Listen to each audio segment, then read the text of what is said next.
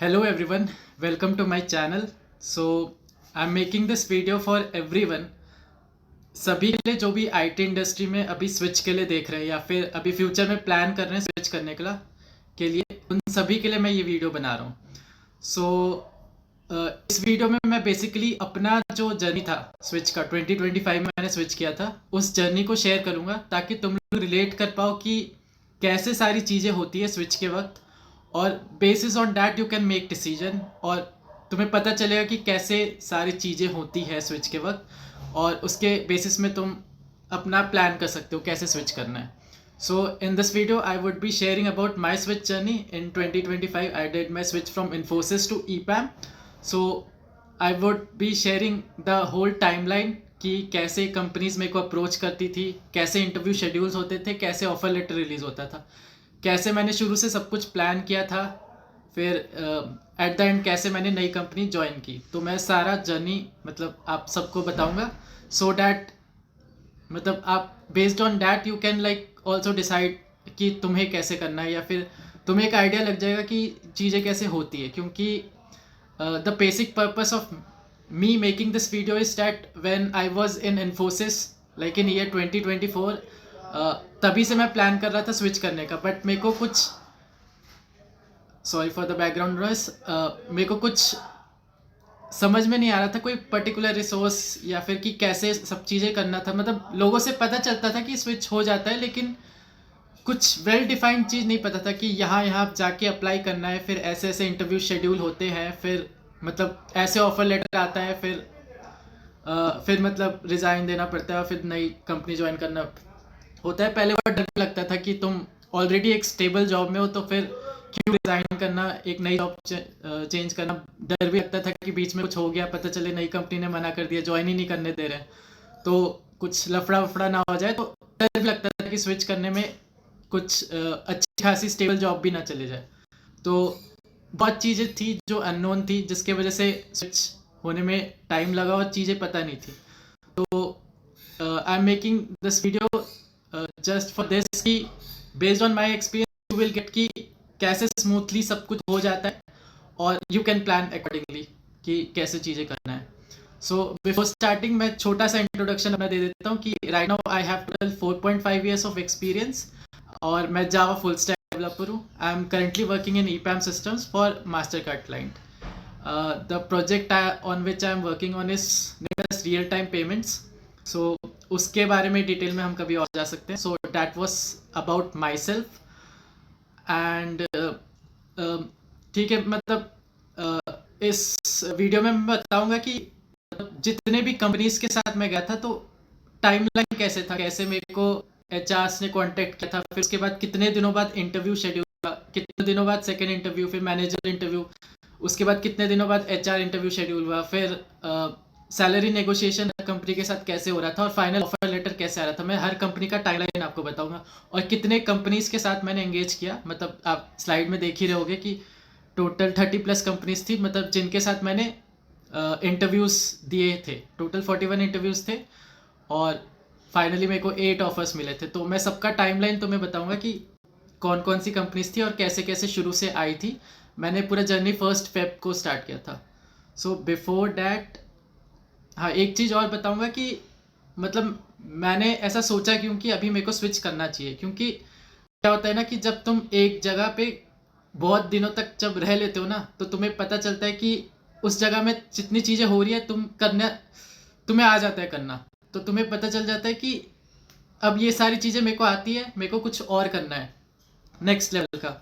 तो जिस जगह में तुम काम भी कर रहे हो ना वहाँ पे तुम्हारी एक वैल्यू सेट हो जाती है. जैसे मैं इन्फोसिस में जब काम कर रहा था तो वैल्यू अभी इन टर्म्स ऑफ यहाँ पे सीटीसी बोलते हैं. मेरी सीटीसी 6.83 कुछ थी, फिर प्रमोशन करते करते जब मतलब इन्फोसिस से मैं निकलने वाला था तब 9.7 LPA मेरी ये सीटीसी हो गई थी इन्फोसिस में. बट 2024 के एंड में मेरे को खुद से रियलाइज़ हो रहा था कि मैं जिस क्वालिटी का काम डिलीवर कर रहा था इन्फोसिस के लिए it was way more than that. मतलब प्रमोशन तो तब हुआ था 9.7, लेकिन उसके पहले ही 6.8 था. तो मेरे को तब समझ में आ रहा था कि मेरी वैल्यू मार्केट में अराउंड 14 to 15 LPA है. तो मेरे अंदर वो फायर जग गया था तब कि मेरे को तो अब स्विच करना है. तो मैं तभी से अक्टूबर 2024 से ही प्लान कर रहा था कि स्विच करने के लिए पढ़ाई वढ़ाई करनी पड़ेगी, क्या क्या करना है वो सब, बहुत चीज़ें तब से मैंने प्लान करना स्टार्ट कर दिया था। तो मेन रीज़न वो था कि तुम अभी जो भी जॉब कर रहे हो ना, तुम्हारी कुछ वैल्यू है। मान लो 4.5 LPA, 9 LPA, 10 LPA, तुम उस हिसाब से डिलीवर कर रहे हो, लेकिन तुम्हें ना एक पॉइंट के बाद खुद समझ में आ जाएगा कि मेरी वैल्यू अब बढ़ गई है। मेरी वैल्यू, जैसे एक स्टॉक की वैल्यू होती है ना, 100 रुपये का आज स्टॉक है, कंपनी अच्छा करती है तो स्टॉक की वैल्यू, शेयर की वैल्यू बेसिकली 100 से 150 हो जाती है। तो वैसे ही हम लोग हैं, हमारी एक वैल्यू है 100 रुपये है, और हम अच्छा काम कर रहे हैं, नई चीज़ें सीख रहे हैं, डिलीवर कर रहे हैं, तो हमारी धीरे धीरे वैल्यू बढ़ती रहती है। तो अगर वो चीज़ तुम्हें खुद समझ में आ जाएगी जब तुम्हारी वैल्यू बढ़ जाएगी, तो वो पॉइंट अगर तुम्हें खुद से समझ में आ गया ना कि मेरी वैल्यू अब बढ़ गई है, अब मैं चीज़ें अच्छे से डिलीवर कर सकता हूँ, तो वो एकदम सही टाइम है स्विच करने का। तो मेरे को वो चीज़ समझ में आ गई थी, मतलब 24 के एंड में। तो मैंने मतलब टारगेट माइंड में रखा था 15 LPA करना है, और फिर स्विच के लिए तैयारी करना स्टार्ट कर दिया। तो वो एक रीज़न था स्विच करने का। और फिर एक और चीज़ मैं बताता हूँ कि जॉब हंट करने से पहले मतलब जितना मैंने रिसर्च किया था, भैया दीदी लोग से पूछा, वीडियोस देखी यूट्यूब से, दोस्तों से पूछा, तो मेरे को इतना ही पता चला मेन जो रिसोर्सेज है जहाँ पे हमें स्विच करने के लिए मतलब टारगेट करना होता है, वो है नौकरी और लिंक्डइन। मेन यही दोनों है। भले मार्केट में लोग 10 चीज़ें और बोलते हैं, लेकिन अभी भी सबसे ज़्यादा रिलीवेंट यही दोनों चीज़ें हैं, नौकरी और लिंक्डइन। क्योंकि मेरे को जितने आए थे 99% इन्हीं में से आए थे। इंटरव्यू शेड्यूल्स जितने भी हुए थे, 99 तो नहीं, 90% बोलूँगा इन्हीं से हुए थे। कुछ कुछ अदर वेज भी है, वो मैं बताता रहूँगा। तो ये था बेसिक अबाउट द, मतलब इस वीडियो में क्या रहेगा और तुम्हें क्या क्या मिलेगा। अभी मैं स्टार्ट करता हूँ अपना टाइमलाइन के साथ कि पहले तो मैं बता देता हूँ कि 1 फेब को मैंने 2025 में अपना नौकरी का प्रोफाइल फर्स्ट टाइम बना के, मतलब सब कुछ रेडी करके 100% कंप्लीट करके रेडी रखा था। तो 1 फेब 2025 को मेरा नौकरी का प्रोफाइल पब्लिक हुआ था। और मतलब मेरे को तो एक्सपेक्टेशंस बहुत थे कि मेरे को बहुत कुछ आता है, तो मेरे को फटाफट कॉल आए थे, लेकिन ऐसा नहीं हुआ था कि फटाफट कॉल आए थे, 1 महीना लग गया था। एक और चीज़ मेरे को तब पता चल गई थी, क्योंकि मैं पहले से रिसर्च कर रहा था कि 90 डेज नोटिस पीरियड डालने से कंपनीज जल्दी आती नहीं है। तो मैंने शुरू से ही अपने नौकरी प्रोफाइल में 60 डेज का ही नोटिस पीरियड डाला था, और लिखा था मतलब ब्रैकेट में कैसे कैसे करके कि इट इज़ नेगोशिएबल, मतलब मैनेजर से बात करके। और मतलब माइंड में मैंने ऐसा रख लिया था कि किसी का कॉल आएगा तो मैं 90 डेज नहीं बोलूँगा, मैं 60 डेज ही बोलूँगा। और उसके हिसाब से मेरा मेन ऑब्जेक्टिव ये था कि इंटरव्यूज़ पहले देना स्टार्ट करना है, ताकि मेरे को पता चले कि मैं कितने पानी में हूँ या फिर कितना ऊपर हूँ। तो उस ऑब्जेक्टिव के साथ मैंने स्टार्ट किया था 1 फेब को। नौकरी प्रोफाइल अपडेट, लिंक्डइन वगैरह सब अपडेट, जितने एक दो इंस्टा है, एक दो और प्लेटफॉर्म्स पे अपडेट करके मतलब स्टार्ट कर दिया था। और पढ़ाई वढ़ाई एकदम मतलब चल रही थी एकदम खतरनाक उस वक्त। तो ऐसे ऐसे स्टार्ट हुआ। तो अब मैं बताता हूँ, मेरे को एक फेब में भी थोड़े बहुत मतलब एंगेजमेंट्स हो रहे थे नौकरी के प्रोफाइल में, जैसे इनवाइट वगैरह आ रहा था। एक मुंबई की कंपनी है और इन प्रो करके, मतलब एक दो इनवाइट्स वगैरह, कुछ कुछ एंगेजमेंट हो रहा था, लेकिन इंटरव्यू शेड्यूल नहीं हो रहा था। तो 15-20 दिन जब थोड़े हो गए थे, तब मैं भी थोड़ा पैनिक हो रहा था कि भाई क्या हो गया। मतलब इतना काम किया था मैंने, 3.5 साल इन्फोसिस में इन्वेस्ट किए, बोलते हैं ना लॉयल्टी भी मेंटेन की, एक क्लाइंट के लिए मेंटेन किया, बहुत काम किया, इतना कुछ सीखा, उसके बाद भी मतलब मार्केट में वैल्यू नहीं मिल रही। तो थोड़ा सा मेरे को लगा भी, तब लगा था कि भाई क्या हो रहा है मतलब। बट धीरे धीरे मतलब काम रखा मैंने। 22 फेब में उसके पहले भी एक एंगेजमेंट आया था, लेकिन इंटरव्यू शेड्यूल नहीं हो रहा था। 22 फेब में फाइनली एक नौकरी से कॉल आया, टीसीएस में इंटरव्यू के लिए। थर्ड पार्टी एचआर थी वो। उन्होंने बोला कि 1 मार्च को टीसीएस में वॉक इन इंटरव्यू है, तो आर यू एलिजिबल, मतलब 2-3 कुछ बेसिक क्वेश्चंस पूछे और फिर सब कुछ सेट करके मेल वेल भेज दिया कि 1 मार्च को इंटरव्यू है। तो ऐसे मेरा फर्स्ट जो टीसीएस के लिए इंटरव्यू शेड्यूल हुआ था वो 22 फेब को, मतलब ऐसे शेड्यूल हुआ था। 1 फेब को मैंने नौकरी प्रोफाइल बनाई थी, 22 फेब तक मेरे को कॉल वॉल आके बता दिया गया था कि 1 मार्च को तुम्हारा इंटरव्यू है, वॉक इन टाइप है, तो तुम रेडी रहना। तो उस हिसाब से मैं रेडी हो गया था। तो अब मैं 1 मार्च का बताता हूँ कि 1 मार्च को क्या हुआ था। 1 मार्च को वही वीकेंड का कोई डे था, तो उस दिन मैं गया इंटरव्यू देने, सब मतलब एकदम अच्छे से तगड़ी तैयारी करके। तो वही मैं अभी पुणे में रहता हूँ, तो हिंजेवाड़ी फेस 3 में उनका ऑफिस है, वहाँ पे गया, बहुत लोग आए हुए थे। तो पहले तो डर भी लग रहा था, 300-400 लोग हैं तो उसमें कैसे होगा, लेकिन काफ़ी लोग ऐसे ही आ जाते हैं मुँह उठा के, मतलब उतना कुछ आता नहीं है, तो डरने की कोई बात है नहीं। मतलब अगर अगर तुम्हें अच्छी नॉलेज है, तुम्हें पता है, तुमने काम किया, तो डरने की कोई बात नहीं है। तो वहाँ पे वो लोग पहले सेग्रीगेट कर रहे थे ग्रुप वाइज, एक ऊपर फर्स्ट फ्लोर में जहाँ पे पैनल्स थे पूरे, कम से कम 25-30 लोग एक साथ बैठे थे, इंटरव्यू 25-30 लोगों का एक साथ हो रहा था। तो वो 1 बाय 1 सबको भेज रहे थे, तो वहाँ पे धीरे धीरे करके मैं भी गया। तो मेरा L1 इंटरव्यू बहुत लेट हुआ था, तो बहुत तब तक नर्वस हो रहा था, लेकिन मैं कॉन्फिडेंस बहुत ज़्यादा था अपने ऊपर, मतलब यही कह लो कि कुछ ज़्यादा ही, बहुत ज़्यादा कॉन्फिडेंस से गया था मैं। तो सॉरी मैं सेकेंड स्लाइड में आ गया। तो वही हुआ कि बहुत ज़्यादा अच्छा तगड़े कॉन्फिडेंस में था। तो जो पहला इंटरव्यू मेरा था, वो जनरली मैं वहाँ पे देख रहा था आधे आधे घंटे का सबका इंटरव्यू हो रहा है, लेकिन मेरा 15 से 20 मिनट का हुआ था। उसने मेरा रेज्यूमे देखा, फर्स्ट ऑफ ऑल कि वहाँ पे इंटरव्यू उस दिन 4 साल वालों का ही हो रहा था, मेरा 3.5-3.6 था तब एक्सपीरियंस। तभी भी HR ने अलाउ कर दिया था, क्योंकि वो थोड़ा 3.5 प्लस वालों को चलता है, ऐसा कुछ था सीन। तो इंटरव्यू मेरे से, मतलब एक्सपीरियंस के बेसिस में मेरे से ज़्यादा एक्सपेक्ट नहीं कर रहा था, लेकिन उसने क्वेश्चंस कुछ अब मैं क्वेश्चंस में बाद में जाऊंगा, लेकिन क्वेश्चंस कुछ स्टार्ट किए तो मैं धड़ाधड़ देने लगा, धड़ाधड़ धड़ाधड़। तो 6-7 उसने थ्योरी के क्वेश्चंस दिए, मैंने मतलब इतनी जल्दी जल्दी आंसर दिया ना कि वो, रहने दो, अपनी तारीफ अभी नहीं करता हूँ, लेकिन वही बहुत जल्दी खत्म। मतलब मैं तो इतनी, क्योंकि बहुत दिन से मैं तैयारी कर रहा था, तो मेरे अंदर भरा हुआ था बहुत कुछ, कि मेरे को बहुत चीज़ें मैंने पढ़ ली है, अब सब निकालना था कहीं पे। तो वो क्वेश्चन आया था, मैं आंसर दे रहा था, इतना जल्दी हो रहा था फटाफट। तो पहले तो 6-7 क्वेश्चन थ्योरी के पूछे, उसको समझ में आ गया कि ये खतरनाक, मतलब सब दे रहा है। मैंने रेज्यूमे में जावा 17 तक मेंशन किया हुआ था, वहाँ पे 6-7 साल के एक्सपीरियंस के लोग आए थे, वो लोग भी जावा 17 मेंशन नहीं कर रहे थे, मैंने मेंशन किया हुआ था, और मैं जावा 17 के फीचर्स अच्छे से पढ़ के गया था, उसके सामने फटाफट बता दिए मैंने।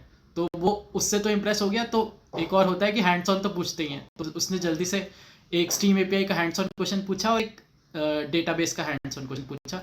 क्वेश्चन क्या था वो बाद में बोलूँगा। तो वो दोनों भी मैंने फटाफट कर दिए, तो बस हो गया। तो वो 15-20 मिनट में इम्प्रेस, उसने इंटरव्यू के एंड में ही खुद से ही बता दिया कि हो जाएगा, सेकंड इंटरव्यू के लिए तैयारी कर लो। मतलब उसने तभी बता दिया कि इतना खतरनाक है। तो अप्रिशिएट भी थोड़ा किया था कि इतने कम एक्सपीरियंस में इतना नॉलेज है, तो वो मेरे को भी पॉजिटिव लगा फिर, कि मतलब है ऐसा नहीं है कि मैं इतने दिन से हवा में पढ़ रहा था, तो एक वो पॉजिटिव हो गया था। तो पहला इंटरव्यू ऐसा था कि मैं, मतलब एक और चीज़ मैं हर एक इंटरव्यू एक्सपीरियंस से मतलब तुम्हें बताता हूँ कि मतलब कितने परसेंट क्वेश्चंस मैंने उस इंटरव्यू में दिया था, बेस्ड ऑन दैट रिजल्ट क्या था। अभी मतलब जितने भी इंटरव्यूज थे सबका मैं बताते रहूँगा। तो ये जो पहला इंटरव्यू था, L1 इंटरव्यू TCS का, इसमें मैंने 100% दिया था, तो ऑब्वियसली होना था, हो गया। फिर इसके बाद लंच वंच किया, 1-2 घंटे में सेकेंड इंटरव्यू तुरंत ही हो गया, ज़्यादा टाइम नहीं लगा था। मैं ऊपर आया था तो 15-20 मिनट में सेकेंड इंटरव्यू भी हो गया। तो second interview techno manager interview था, L2 इंटरव्यू बोल रहे TCS में। तो वो थोड़ा लंबा हुआ था, 45-50 मिनट्स का हुआ था। जनरली 1 घंटे का शेड्यूल था, लेकिन उतने का हुआ था मेरा। तो वो बहुत ही डिटेल में हुआ था। वो ऐसा कुछ था कि उसमें टेक्निकल भी थे और मैनेजरल क्वेश्चंस भी थे, थोड़ा सिनेरियो बेस्ड क्वेश्चंस भी वैसे। तो इस इंटरव्यू में ऐसा था कि ठीक है, मैंने टेक्निकल क्वेश्चंस सही दिए थे, कुछ में मैंने फंबल भी किया था, क्योंकि ये L1 की तरह उतना ईजी नहीं था। तो टेस्टिंग, जावा स्प्रिंग बूट में जो टेस्टिंग होता है ना, उसका मैंने इतना डीप में नहीं पढ़ा था। तो उसने कुछ क्वेश्चंस थोड़े डीप में पूछे थे, तो वो मैंने आंसर नहीं किए थे, मेरे को याद है। और 1-2 क्वेश्चंस और थे जो उतने अच्छे से आंसर किए थे जितने मेरे को करने चाहिए थे, और मतलब जितना मेरे को नॉलेज है उस हिसाब से। और एक और था कि हाँ, कुछ सिनेरियो बेस्ड क्वेश्चंस, मतलब मिक्स टाइप आंसर दिए थे, उतना सही भी नहीं, उतना गलत भी नहीं। तो एक तो हैंड्स ऑन क्वेश्चन उसने भी कहा था। तो वो इंटरव्यू देने के बाद शुरू में तो मेरे को पॉजिटिव फील आ रहा था कि हो जाएगा। तो बट मैं गया तो मैं देख रहा था एक साइड में जिसका सेकेंड इंटरव्यू हो रहा है, उसका HR इंटरव्यू भी तभी हो रहा था। बट मेरे केस में पता नहीं अजीब सा हुआ कि एक बंदा आया मेरे को कि ठीक है, तुम्हारा आज का हो गया, तुम घर जाओ, तुम्हें स्टेटस मेल में आ जाएगा। तो मेरी 1 सेकेंड के लिए फटी थी कि क्या हो गया। मतलब पहला चीज़ मेरे को स्ट्राइक किया, क्योंकि वहाँ पे किसी और का HR इंटरव्यू भी हो रहा है, कि तो मेरे को लगा कि मेरा अब नहीं होगा। तो फिर मेरे को थोड़ा हिट हुआ कि थोड़ा ज़्यादा ओवर कॉन्फिडेंस में मैंने कुछ कर दिया उल्टा सीधा, तो इसकी वजह से नहीं होगा। तो तब तो मैं मान गया था कि नहीं होने वाला है। फिर भी मैं 2-3 मिनट रुका, और फिर HR को वापस से बोला कि एक बार मेरा नाम वापस से चेक करो भाई, कि मतलब मैं ही हूँ ना जिसका नहीं हुआ है। तो फिर मतलब नहीं हुआ उसने ऐसे क्लियर नहीं बोला, लेकिन वो दूसरी बार भी उसने बोला कि घर चले जाओ। तो मेरे को समझ में नहीं आया, तो अब वो मिक्स था, मेरे को समझ में नहीं आ रहा था कि अब होगा कि नहीं होगा, तो फिर उस हिसाब से मैं घर चला गया था। ज़्यादा डिटेल में नहीं बताता हूँ, नहीं तो बहुत टाइम लगता है, टाइम लगेगा। तो फिर उसके बाद क्या हुआ कि 2-3 दिन वही सस्पेंस बना रहा, मेरे को समझ में नहीं आ रहा था कि होगा कि नहीं होगा। होगा मैं अपना वही इन्फोसिस का नॉर्मल काम करना स्टार्ट कर दिया, और फिर 4 मार्च को मतलब अच्छा हुआ कि एक मेल आ गया कि कॉन्ग्रेचुलेशंस तुम्हारा हो गया। तो वो एक पॉजिटिव न्यूज़ था मेरे लिए कि मतलब पहला ही इंटरव्यू था वो हो गया। बल्कि मैं जो सेकंड L2 इंटरव्यू था टेक्नो मैनेजर, उसमें मैंने 100% नहीं दिया था। मैं बता रहा हूँ 70-75% ही मैंने सही किया होगा। मतलब इंसान को खुद से पता चल जाता है ना कि उसका 100% पोटेंशियल वो कर पाया या नहीं। तो मेरे को समझ में आ गया था उस वक्त कि पता नहीं क्यों उस मोमेंट में मैं अपना 100% नहीं दे पाया था। कुछ चीज़ें मेरे को आती थी वो भी नहीं बता पा रहा था, तो फिर भी पर हो गया। तो 4 मार्च को मतलब मेरे को वो मेल आ गया था। फिर इनका थोड़ा प्रोसेस थोड़ा स्लो है, तो फिर HR वगैरह ने कॉल वॉल भी किया था 1-2 दिन बाद। फिर डॉक्यूमेंट्स वगैरह मांगे थे, तो ये सब करने में टाइम लग गया। तो 20 मार्च को जाके फाइनली मेरे को उन्होंने ऑफर लेटर पहले रिलीज़ नहीं किया। उन्होंने 20 मार्च को पहले सैलरी स्ट्रक्चर एक दिया था मेरे को। तो वो तो बहुत ही अनफॉर्चुनेट चीज़ थी। मतलब जल्दी से मैं बताता हूँ कि मेरी इन्फोसिस में 9.7 थी। तो जब पहले HR का कॉल आया था ना, तो उन्होंने बोला था कि 14 LPA का बजट है, तो उतना मिल सकता है। तो मैं तो माइंड में वही एक्सपेक्ट करके चल रहा था कि मेरे को 14 मिल जाएगा। और मतलब मैंने खुद का टारगेट अपने लिए 15-16 रखा था, तो मेरे को लगा 14 TCS से मिल जाएगा। मैं फटाक से इन्फोसिस से रिजाइन मारूंगा, और फिर लास्ट में और फिर ट्राई करता रहूंगा, और फिर लास्ट में देखूंगा 16-17 तक एक और कोई मिल जाए तो उतना मिल के ख़त्म करूंगा। बट अनफॉर्चुनेटली तब मेरे को एक रियलिटी हिट हुई कि पैसे कोई इतने जल्दी देता नहीं है। जब तक तुम्हारे पास कोई काउंटर ऑफर या फिर तुम्हारा लास्ट CTC अच्छा ना हो, तो उसी के बेसिस में वो नेक्स्ट ऑफर देते हैं। तो मेरा 9.7 था, तो उन्होंने ज़्यादा बढ़ा के दिया ही नहीं। 11.3 LPA का मतलब सैलरी स्ट्रक्चर दिया। तो मेरे को खुद देख के मतलब समझ में नहीं आ रहा था कि इतना कम क्यों दे रहे हैं। मतलब मैं 14 एक्सपेक्ट कर रहा था, उन्होंने 11.3 का दे दिया।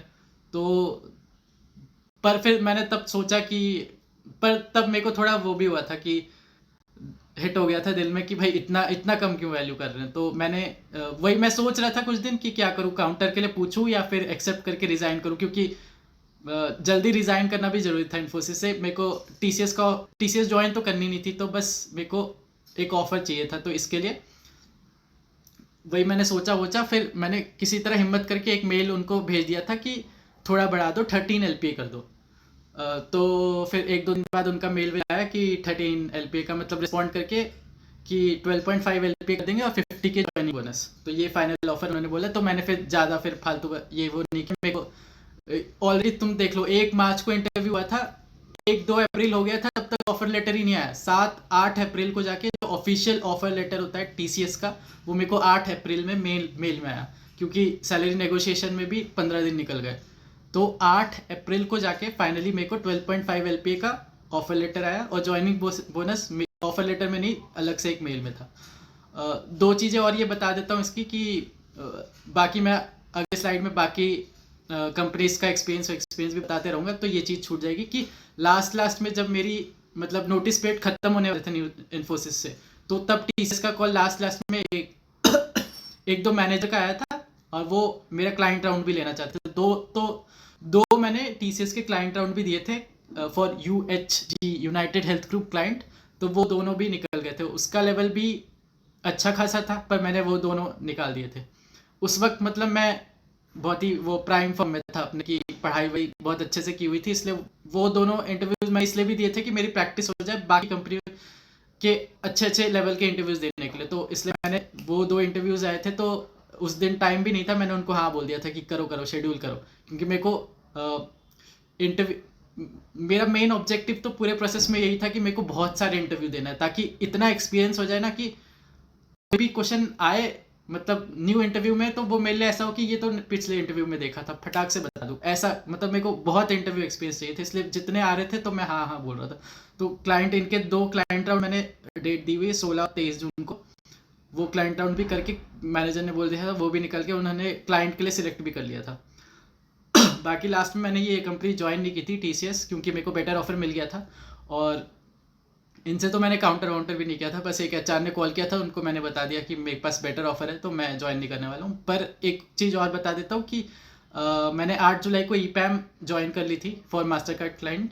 तो काम वाम करने के बाद भी 4 नवंबर को इन्होंने वापस से मेरे को मेल किया था कि जो तुम्हें ऑफ़र मिला था पहले, अभी भी तुम उसको कंसिडर कर रहे हो तो बता दो हमें, अभी भी हम ले लेंगे तुम्हें। तो एक चीज़ ये भी मेरे को बतानी थी TCS के बारे में कि तुम्हारे साथ भी अगर ऐसा हुआ है कि TCS का ऑफर तुमने निकाल लिया है, कोई और कंपनी ज्वाइन कर ली है और फिर बाद में ऐसा रियलाइज़ हो रहा है TCS ज्वाइन करना चाहिए था, तो वो ऐसा मेल भी भेजते हैं। मतलब पता नहीं सबको भेजते होंगे कि नहीं, लेकिन मतलब बाद में भी तुम्हें चांस मिलता है TCS वापस ज्वाइन करने का, क्योंकि वो एक फॉलोअप मेल भेजते हैं कि तुम्हें जो प्रीवियस ऑफर मिला था उसके बेसिस में वापस ज्वाइन करना है तो कर सकते हो।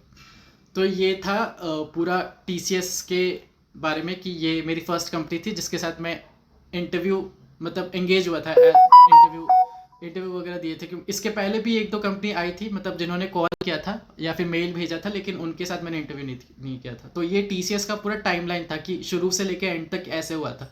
2 इंटरव्यू वॉक इन था, इसलिए एक ही दिन दोनों इंटरव्यूज हो गए थे, और फिर इन्होंने क्लाइंट इंटरव्यू भी लिया था। और जो सैलरी नेगोशिएशन का मैंने तुम्हें बताया कि ऐसे ऐसे हुआ था। अब जल्दी से आता हूँ सेकेंड कंपनी के ऊपर, डेलॉयट आई थी कंसल्टेंट रोल के लिए, जो कि बहुत अच्छा रोल होता है। तो डेलॉयट के साथ क्या हुआ था, मैंने वहाँ पे तुम्हें बताया होगा कि 22 फेब को मेरे को HR का कॉल आया था, लेकिन इधर में क्या हुआ था कि मैंने तुम्हें बताया था कि 1 फेब को ये हुआ था। 1 फेब को मैंने नौकरी में प्रोफाइल बनाई थी, लेकिन हुआ क्या था ना, क्या मैं वीडियो पॉज कर सकता हूँ? Let's see.